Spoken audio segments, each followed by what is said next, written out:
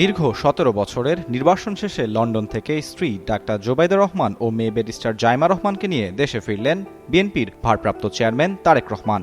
দেশে ফেরার ঠিক কয়েক ঘণ্টা আগে সামাজিক যোগাযোগ মাধ্যমে আনুষ্ঠানিকভাবে আত্মপ্রকাশ করেছে তার পরিবারের প্রিয় পোষা বিড়াল জেবু। চালু করা হয়েছে জেবুর নিজস্ব একটি ফেসবুক পেজ। বৃহস্পতিবার সকালে তারেক রহমান ও তার পরিবারের সদস্যদের সঙ্গে জেবুও ঢাকায় পৌঁছেছে।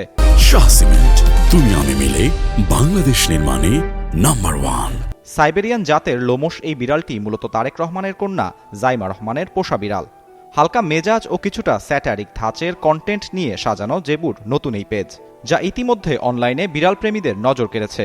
বিএনপি চেয়ারপারসনের ফরেন অ্যাফেয়ার্স কমিটির বিশেষ সহকারী এবং দলের কন্টেন্ট জেনারেশন টিমের প্রধান সাইমুম পারভেজ পেজটি অফিসিয়াল বলে নিশ্চিত করেন।